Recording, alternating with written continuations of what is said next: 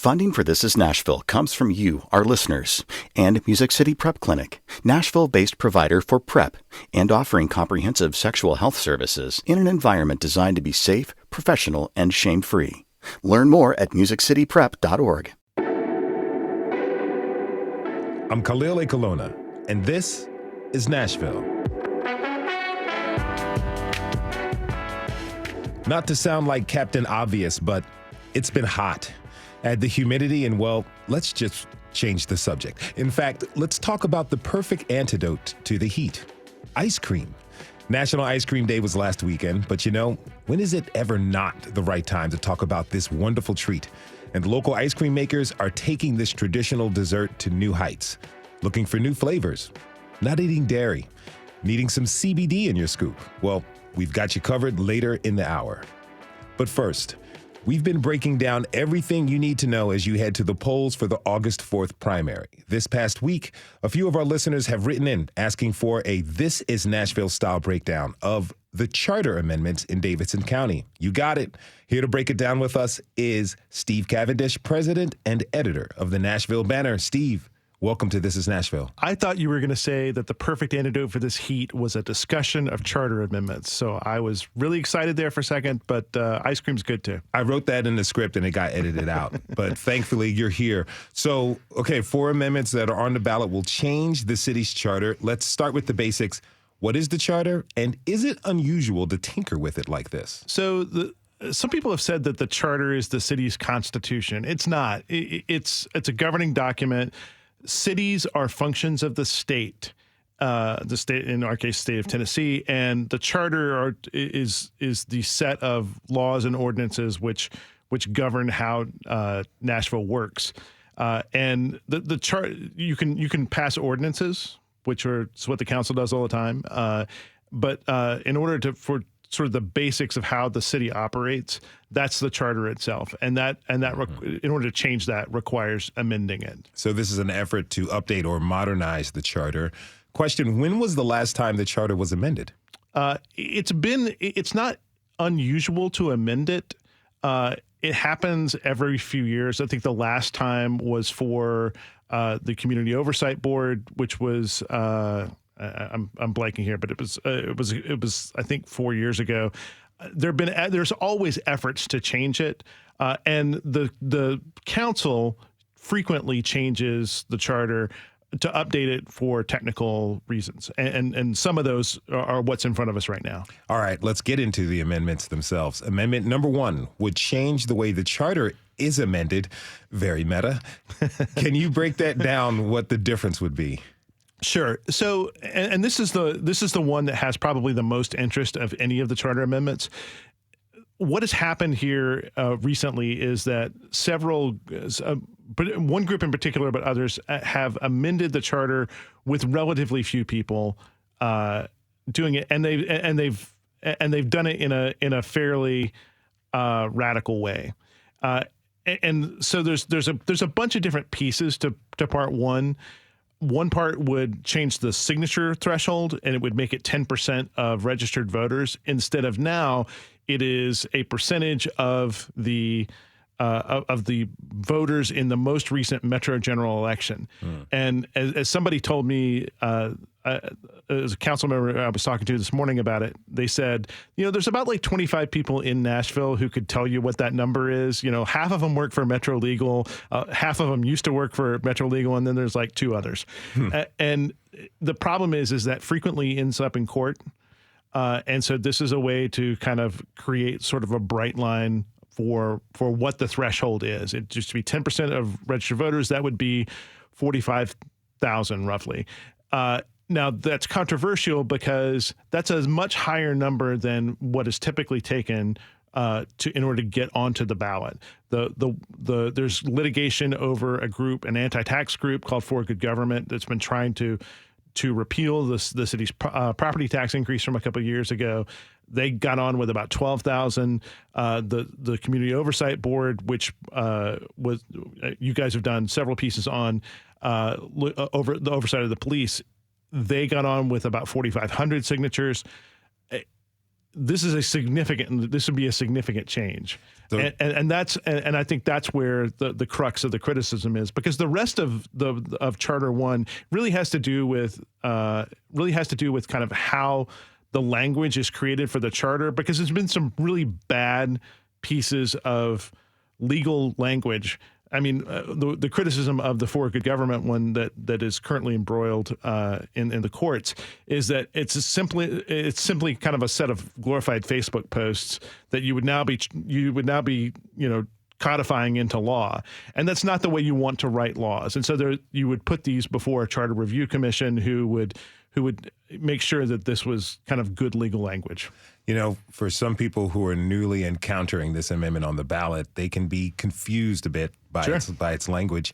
Are there any provisions that will technically sneak through if the amendment is passed? It's interesting. There's a couple of good pieces out there I would suggest people read on this. Sekou Franklin, who's an MTSU professor, wrote a piece on Medium. You can find Councilman Bob Mendez wrote a really kind of detailed explanation of this as well.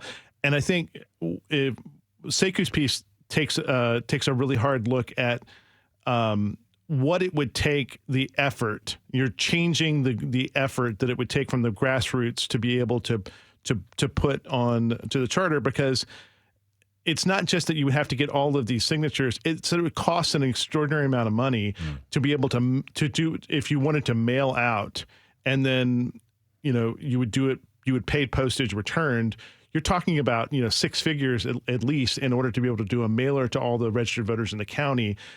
And for a grassroots effort, I mean, that's just simply not there. And what people like Franklin would say is that, you're turning this into something that only moneyed interests can change.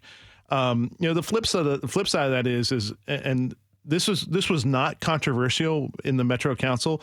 This got 40 votes, or 39 votes, because I think they were down one person. It's a bipartisan sort of measure. The Republicans and Democrats on the council, even though it's a nonpartisan thing, all sort of agreed to this, that you shouldn't be able to change the charter with less than 1% of the less than 1% of the city kind of putting things on the ballot. Mm-hmm.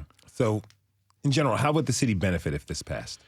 I think it would. So the current For Good Government stuff is, and we don't want to get way into the weeds on this, but it's going to cost the city about $1 million in litigation. It's currently waiting to be heard by the Tennessee Supreme Court. And this is, if we're going to be litigating every single time that something tries to get onto the ballot, that may be an indication that the process needs to be changed. And I think even critics of Amendment 1 would say that there are things that could change about our system now, that maybe this one just isn't the right one. So let's move on to Amendment 2. This one deals with the physical requirements for the Metro Nashville police recruits. What's the proposed change here? So currently it's pegged to the Army and Navy standards, physical standards, and it also says that you have to be a U.S. citizen. So the police went to the council and asked them to make this change for sort of two reasons. One is to not codify it to exactly what the Army standards are, because we're not really building an Army for for Nashville, and they want flexibility for the Civil Service Commission to be able to set it for and have those evolve and change.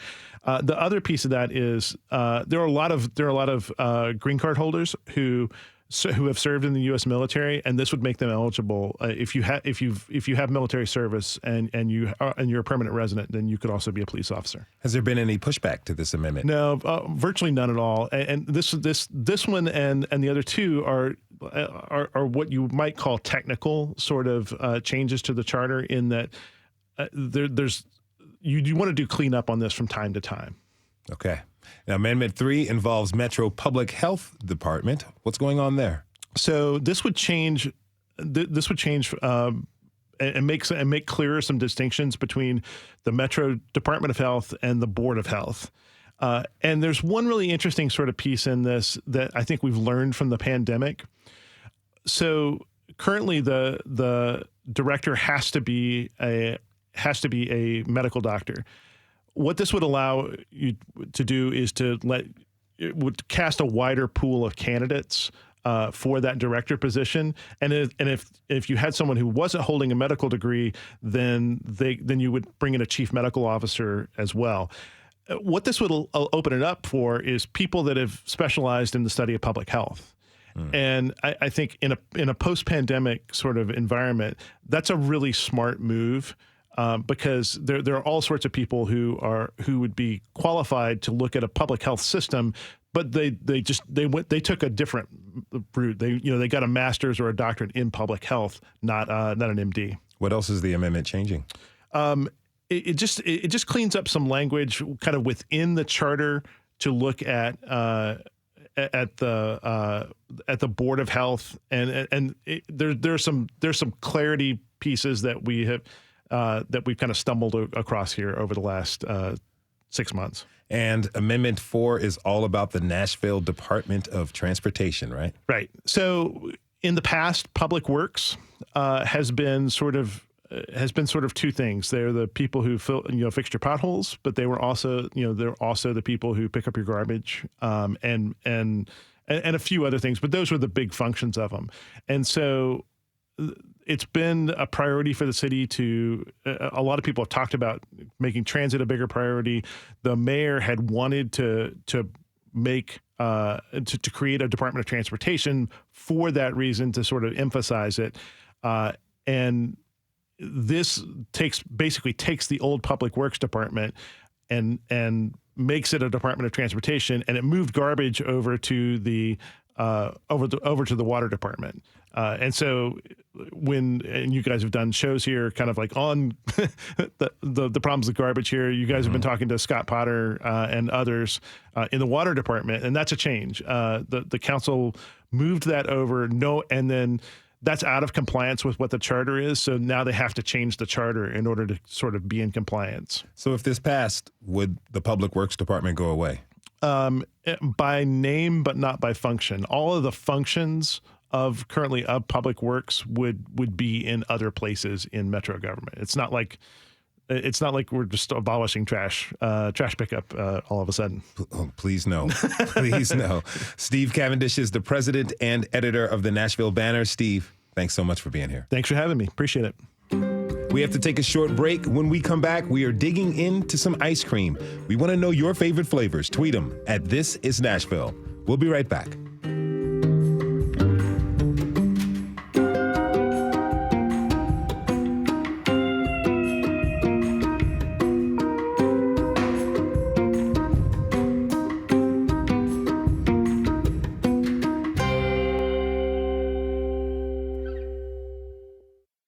Funding for This Is Nashville comes from you, our listeners, and Music City Prep Clinic, Nashville-based provider for PrEP and offering comprehensive sexual health services in an environment designed to be safe, professional, and shame-free.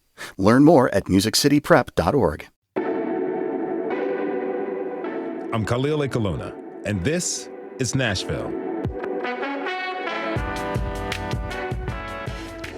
If you'll allow me to, I'd like to recite a very famous poem in honor of today's topic. I scream. You scream. We all scream for ice cream.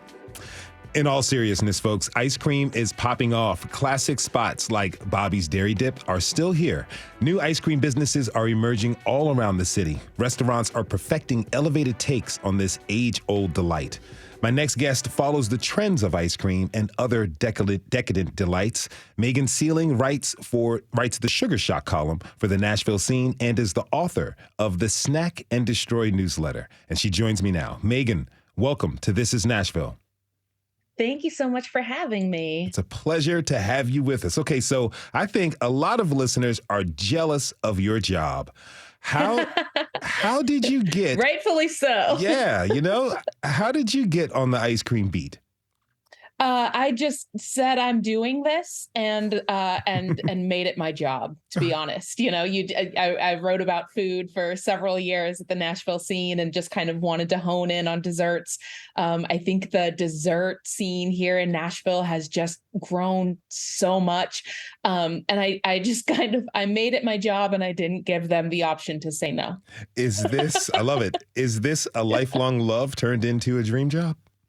Absolutely. Yeah. I've loved dessert and I've loved baking my whole life. I've always had a sweet tooth, so much more than so many of my friends. And so to be able to make it a job and then not just, I mean, it's not just about like eating the ice cream, but like celebrating the people who make it, and celebrating the people who like bring such cool, innovative ideas into the dessert scene. That is as much part of the job as far as I'm concerned as it is to just eat delicious things. Hmm. If you've spent much time in East Nashville, there's a good chance you've had Jenny's ice cream. Of course, I'm talking about Jenny Piper, founder of Pied Piper Creamery. She wasn't able to join us today, but our senior producer, Steve Harouche, caught up with her yesterday, and she talked about when she was starting out, and there was not many ice cream options as we have today. Well, 2007 was a really funny time because Cece's was starting right around that same time. And so it seemed like the big thing in Nashville was tart yogurt. And there were several places that were doing that, the version of soft serve where you get to make it yourself and add all the toppings and all of this thing. And there were still a few of the mixed in ice cream places. But my vision was absolutely for something more old-fashioned. And my sister and I were doing a lot of the creative details, and we just kept going back to, we want it to be like your crazy aunt's place who like let you have ice cream for dinner. All right, shout out to Crazy Ants. Now, Megan, does it seem like the newer ice cream shops lean more towards this kind of personality-driven approach? I think so, but I also think a lot of the newer ice cream shops are also like drawing inspiration globally. Like they're taking ice cream as more cultures start to emerge in Nashville. They're taking flavors and even like methods of making ice cream from their childhoods where they grow up, whether it was in like Mexico or India. And so we're starting to see not just like a Ben and Jerry's or Pied Piper kind of ice cream that's just like stuffed with brownies and cookies, and all of that is great. Like I love all of that too, but we're also getting like more nuanced and experimental flavors. And I think that's what's really exciting because there's room for both, like sometimes you really want just like a super decadent, chunky monkey sort of like Pied Piper has this great kind that just features basically every candy bar shoved into ice cream. I think it's called the kitchen sink. But then you can go to like a newer ice cream shop, Saraba's, that's near Vanderbilt, and they have this beautiful saffron ice cream that is just creamy and dreamy and delicious and unlike anything you would have found in Nashville, even 5 years ago. Now, we're accustomed to ice cream being this sweet dish, but as you explained, it really expanded the palates and much more savory treats as well. Who else is creating savory ice cream in town? I recently, this spring, I went to Folk in East Nashville, and the pastry chef there is just immensely talented. And on the menu was this sweet pea ice cream. It was bright green. And then she loaded it with chunks of white chocolate, which is generally very sweet, but with this like kind of grassy, sweet, earthy flavor of the pea ice cream. It really worked. And then she put like roasted pine nuts on top. And it was just this beautiful, like, you wouldn't have expected it to be delicious. It didn't really taste like green peas, but at the same time, it very much did, if that makes sense. So it was kind of sweet. Peas have a lot of sugar in them and can be very sweet. But it was also this like grassy, beautiful spring kind of flavor, more fresh than sweet. And so that's something. And then the guys at the Continental, Michael Werrell and Keaton Vasic are the pastry chefs there. They're doing incredible things. And there's some sweet and there's some savory going on there. And I know the Continental is, it can be a pricey place to go get dinner. But the thing about it is you can always just get a walk-in table in the lounge, in the bar, and just order dessert. And that's something like I would love to see more Nashvillians do that. And they have like on the menu, they'll experiment with like a beautiful olive oil sorbet, but then it'll have like radishes with it or some sort of microgreens with it. And you wouldn't expect that. Like I wouldn't say radishes are delicious dessert. But the way they handle these ingredients just ends up making so many unique flavor combinations that just it wouldn't have existed in Nashville, 10 years ago. And it didn't really exist elsewhere in the country either. Until recently, until people started experimenting more with what ingredients can do. Now, I've heard something about ice cream and French fries. Yes, Fries. It's called, so on 12 South, there's a place called Fries Cream, and it's a combination of fries and ice cream. Anybody who's sat in a Wendy's drive-thru probably knows you dip your hot French fry in your chocolate frosty. So what Fries does is kind of, they elevate that. It's the perfect junk food. I love dipping fries in ice cream and malts and milkshakes.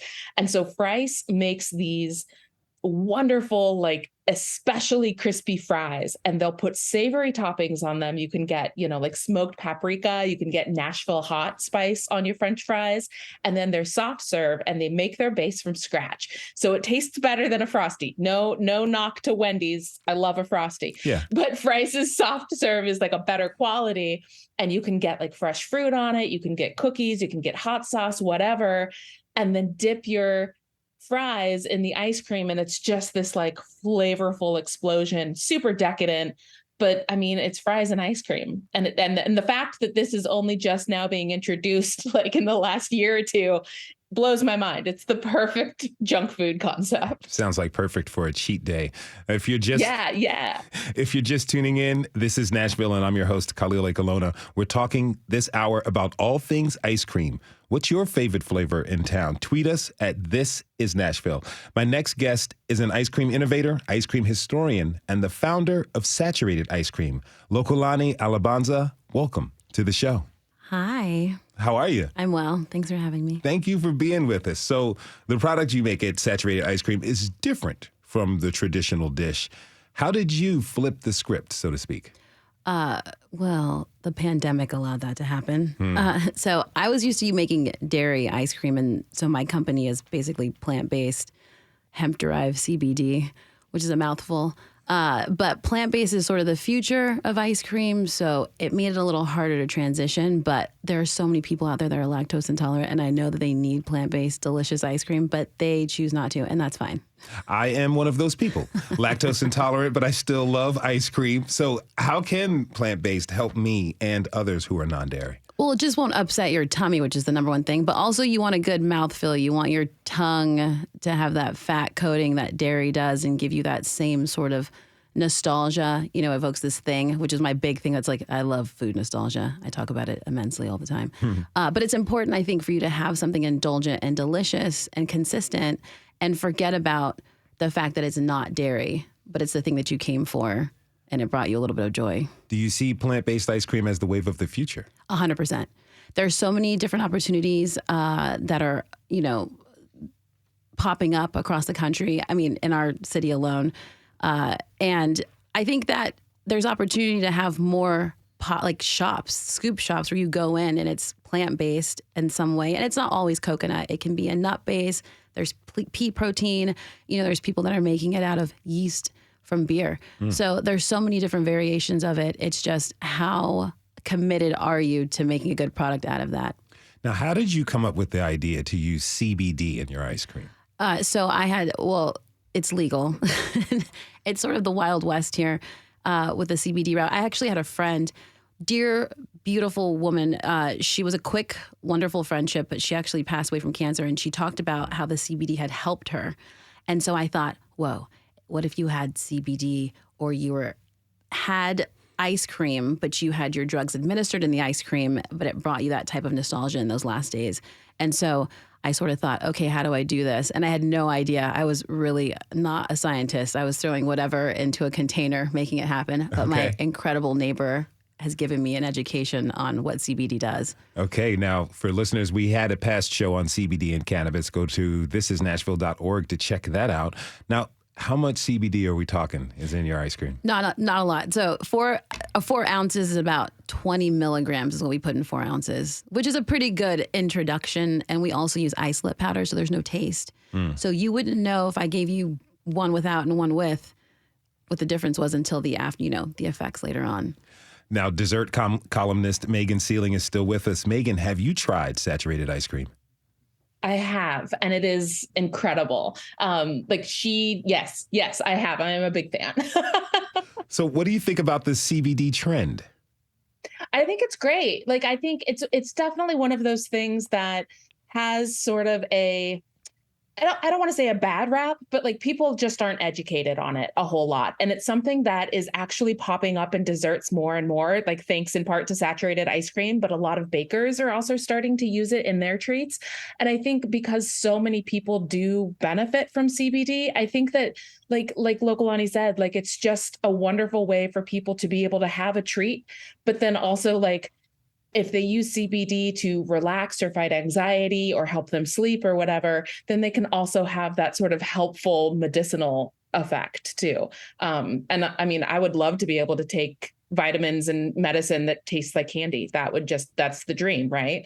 And so I'm a big fan of that. And it is something that's popping up more in the dessert world, but definitely saturated is the first one to do it in ice cream. Lokalani said plant-based ice cream is the future. Are you feeling that as well? Yeah, for sure. I think like I'm not lactose intolerant, but I know that like ice cream is so decadent and so rich and like it can be a lot, even if you are able to digest lactose and dairy, it's a lot. And I just think vegetarian and veganism is the future personally in a lot of ways. So I'm so glad to see ice cream is going that way. And the fact that between saturated and then there's also Coco's here in Nashville, which is a vegan, like plant-based dairy place. It's over in One City on Charlotte.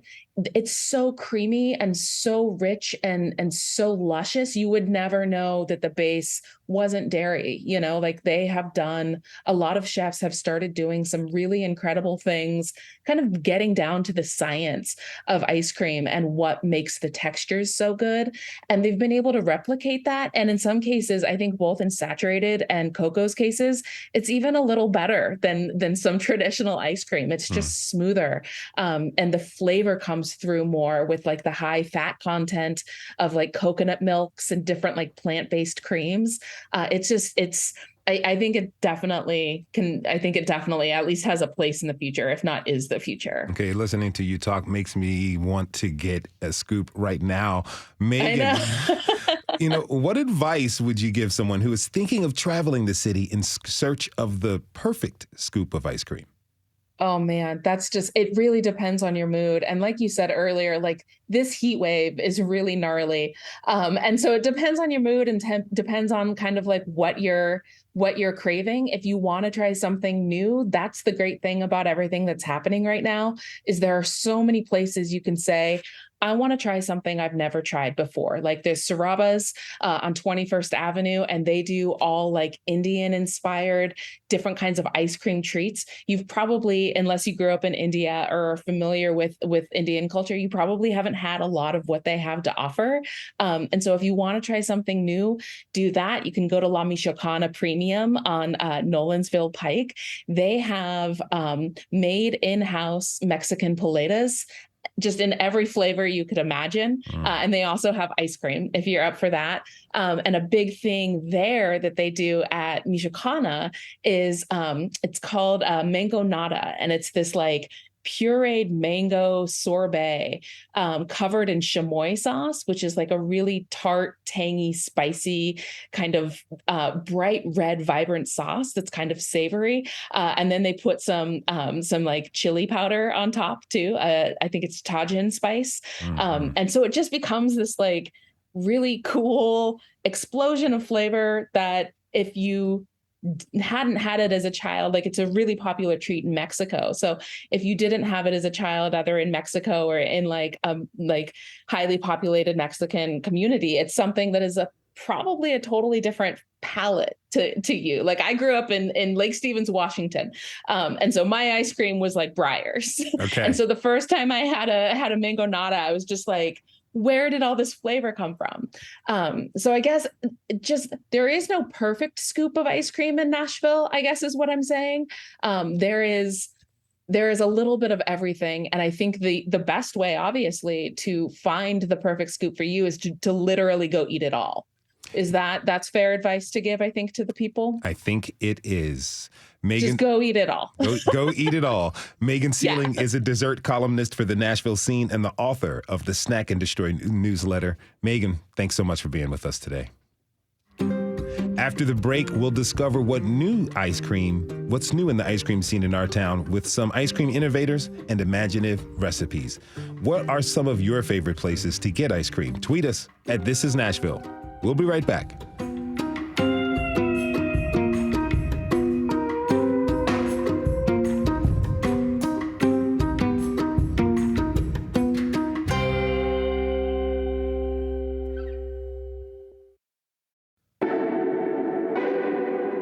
I'm Khalil Colonna, and this is Nashville.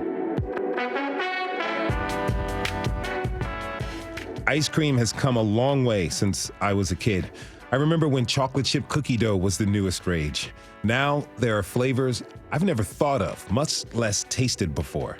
My next guests are making their mark in the local ice cream scene with their innovative approach and flavors. Sam Brooker of Coco's Ice Cream and Guru Singh of Sarabas Creamery. Welcome to This Is Nashville. Thank you so much. Thanks for having us. Sarabas, pardon me, I'm sorry about that. Now, Sam, how did you get started making ice cream? Oh, gosh, condensed. All right, well, first I met a woman who is now my wife, and that's a big part of the story because the concept came from a conversation. We were down at a tech conference down in New Orleans. I'm lactose intolerant, can't eat ice cream. We got to talking and thought this would be a great business in Nashville because Nashville was lacking in the plant-based ice cream world. And so we got to experimenting and tested all of our experiments on our musician friends and dialed in a really great recipe. So what did you start experimenting with to create your recipes? Well, at home on a very small ice cream maker, we used coconut milk as our base. And then there's some subtle differences in how you make dairy versus plant-based. And that's what we had to figure out. So we have a proprietary way of making our ice cream that kind of mellows out the coconut. So yeah, it's just a lot of testing and experimenting. Now, Guru, you work alongside your wife, right? Yes. Now, what gave you the inspiration to take your shared love of ice cream and turn it into a business? We used to make the ice cream for our friends and family for maybe 9-10 years at home. It's the same like Sam. We have a small machine, try to get to some flavors.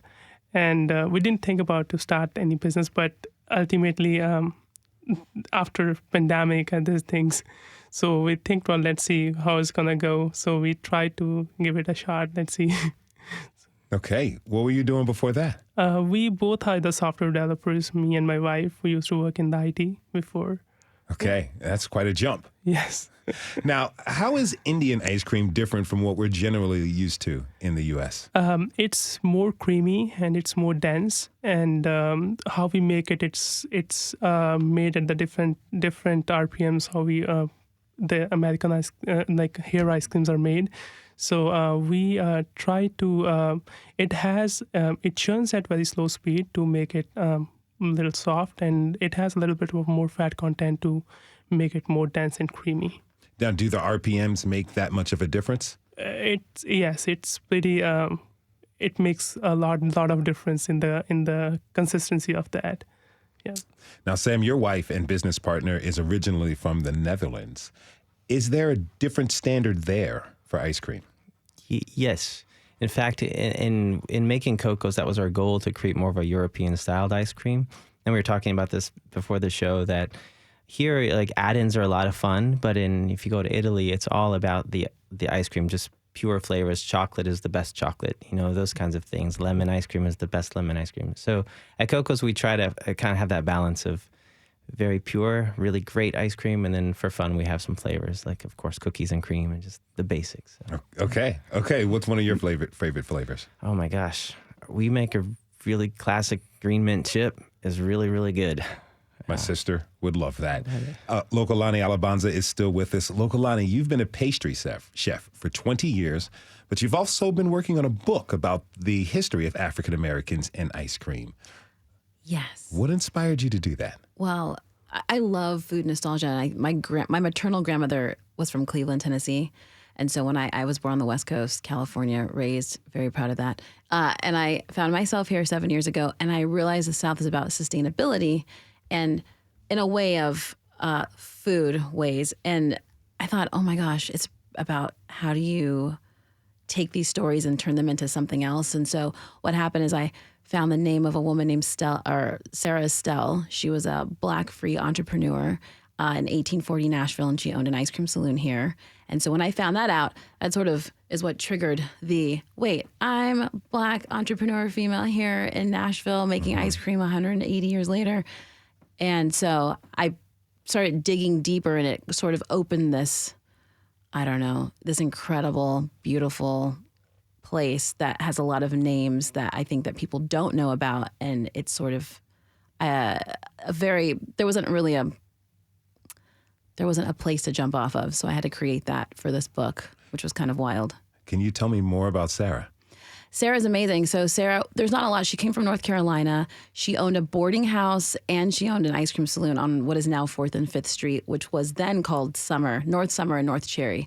And there's actual documentation and articles that she's known as the Queen of Ice Cream. And so the church that was next to her, McKinley Church, I believe, they would come out after choir practice and go and have ice cream, and they would talk about that, and then they'd go back and sing after, and so she did a lot of parties and she catered a lot of food. And then the war hits, 1860, so she's around for 20 years, and all of a sudden she sort of just disappears, so that no one knows where she went. There's no grave, there's no photographs, but we do know that she existed, and she was just amazing. I mean, yeah, she owned a boarding house and a saloon, so I know she had a knack for handling people. Yes. What was special about her recipes? So the thing with that is there aren't any recipes, but when you look during that time period, there were really interesting things that you would think were modern today, but they were being made then. So for instance, during that era of 1840, Parmesan ice cream was very popular. Parmesan which made sense. ice cream. Yeah, so you have a block of dry, hard cheese, right, that would, it would last that journey and get here. And so I thought, well, maybe I should make some. So it's a really interesting, delicious flavor, but you have to use the good quality. So you've tried to replicate some of these. 100%. Like I can't not. That's the thing. I am a stickler for just making weird things and putting them in ice cream all the time. Now, how does it feel to be continuing a legacy that many people don't know about? It's really an honor, and it can be overwhelming. But the more I looked at these beautiful faces in the photographs that I found of, this joyful African Americans eating ice cream and being excited, and you're looking at all these names who had ice cream shops and parlors, it's so extraordinary. And it was about innovation, and it made a lot of people wealthy, and it's just sharing that story. And so I think that brings me joy, knowing that I get to share that and their legacies in the book that's coming out and in my own ice cream recipes. If you're just tuning in, this is Nashville, and I'm your host, Khalil Ekolona. We're talking this hour about Nashville's ice cream scene with local ice cream innovators Sam Brooker, Guru Singh, and Lokalani Alabanza. Now, Guru, you offer flavors like chai spice, saffron pistachio, wow.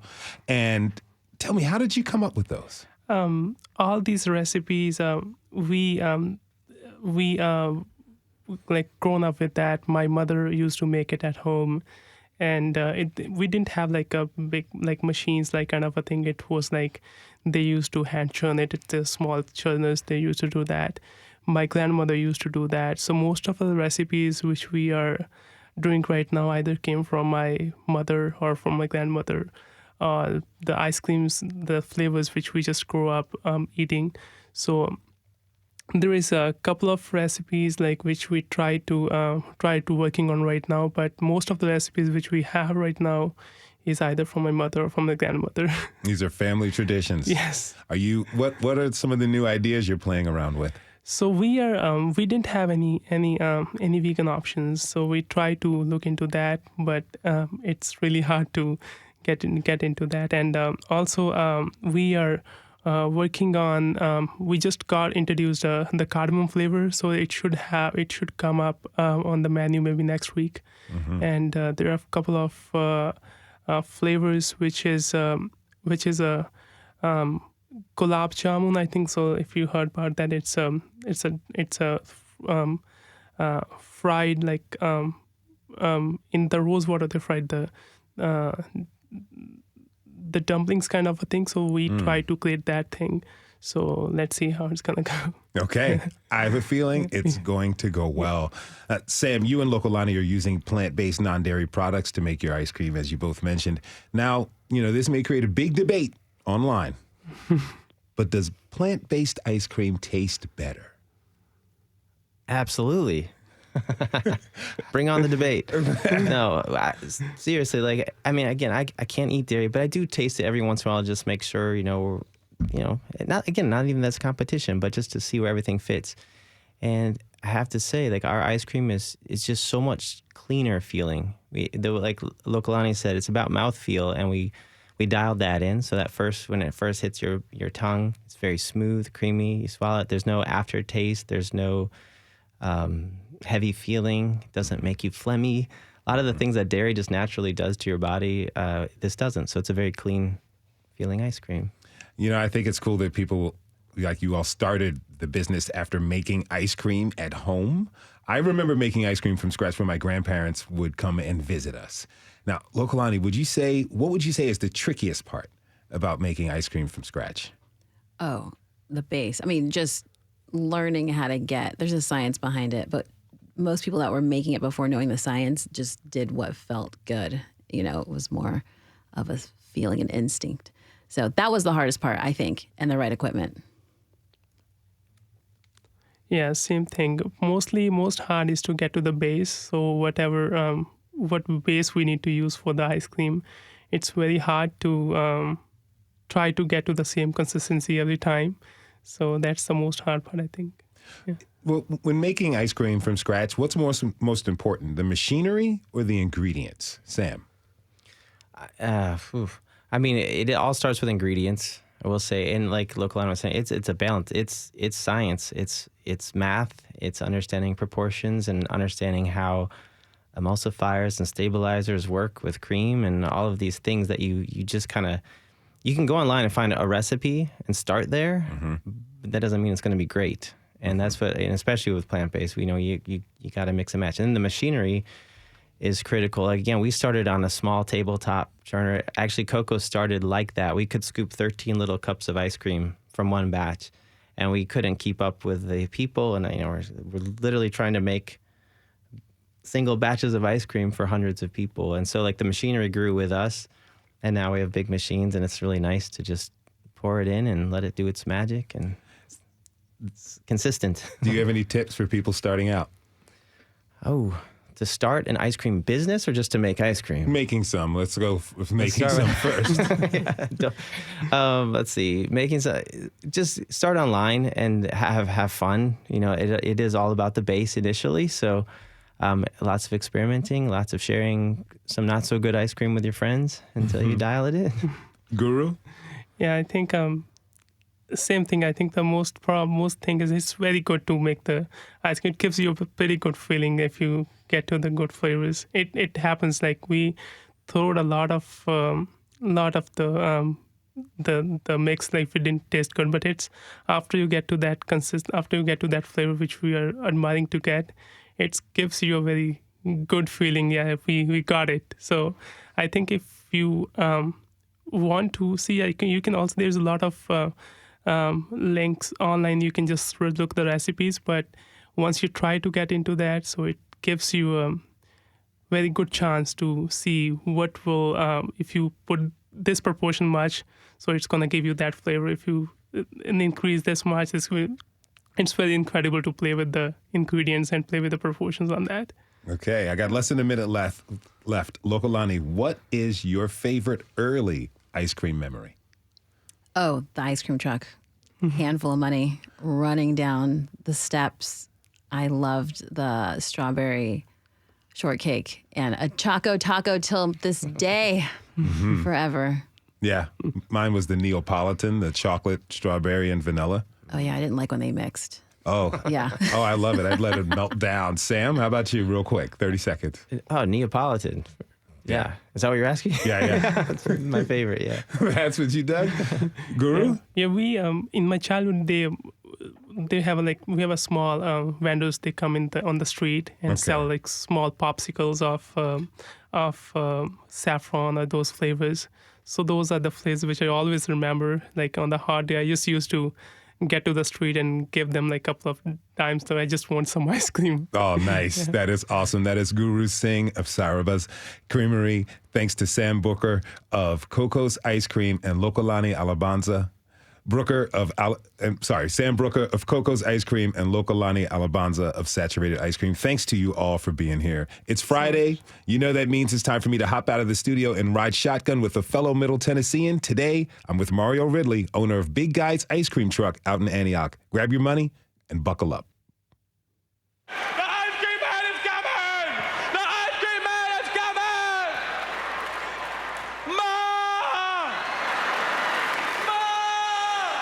My name is Mario Ridley, owner of the Big Guy Ice Cream and Snack Truck. I was the ice cream king. I've owned like 10 trucks in the last 13 years. How did I get into it? I was at a barber shop. I was getting my hair cut. Honestly, I used to be wild. I used to rip and run the streets, in and out of jail. The guy that was cutting my hair, a good friend of mine, man, he was telling me, man, look, man, I know something positive you can do.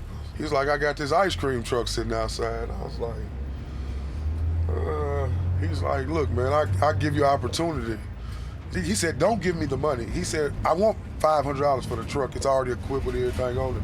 He said, but better yet, since you don't believe or understand, I want you to just take the truck for a week. And if you don't make $500, come back, bring my truck back, and just say, forget it. But if you do, just bring me the 500.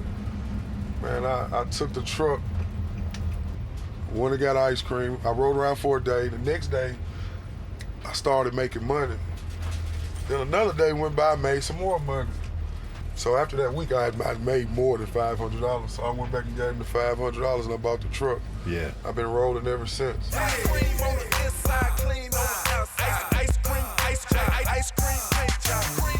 Once I calmed down and started slowing down and driving slow, it picked up for me.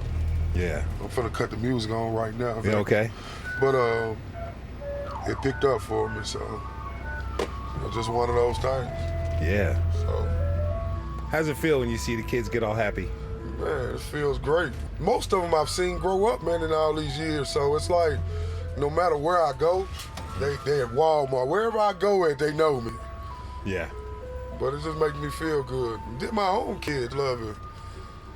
At first, they was like, oh, Daddy's the ice cream man, and they just embraced it. I just started going to school events and all type of stuff. People don't tend to think that this ain't a year-round job.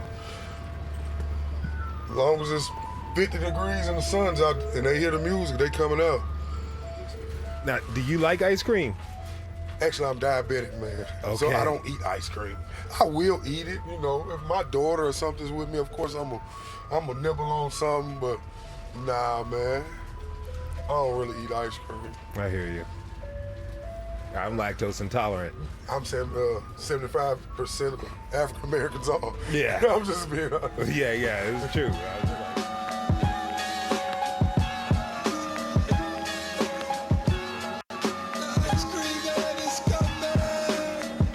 What's the biggest seller? Strawberry shortcake, chocolate shortcake. The old school. The old school, man. The old school's gonna always, you're gonna have the bomb pop. But everybody loves strawberry shortcake. Ice cream sandwich. Yeah? I want ice cream sandwich right there. Give me ice cream. Give me a popsicle, Uncle. What you want? It's free? Yeah, it's free. Give me a strawberry shortcake. Okay, baby. I want a strawberry cake. Give my mom ice cream. vanilla. Give me a red right quick for Casey. How you doing, man? What grade you in now, Casey? You in a 7? So you done turned 13? How old is you, 12 or 13 now? When you turn 13? There you go. Hold on. August, so you about to be, watch this car. And my man wants to know if y'all take cards. Cash out, we ain't got no card. Huh? You got cash out? I ain't got cash out. Just give him some dollars. How many of them you got? What's up, boy? How many of them you got? Huh? How many kids you got? Three. Just give him a dollar popsicle one. Whatever what you did. Don't worry about that. We're gonna get him a dollar one. We're gonna get him a popsicle. Okay. Thank you, man. So you straight. We'll catch up another time. Catch me up. Whatever. Okay. It's all good. It teaches a lot of patience. Kids who can't count or who gonna give you a $100 bill. That's just, you know what I mean? You gotta know how to bless them, man. You gotta be a blessing, man.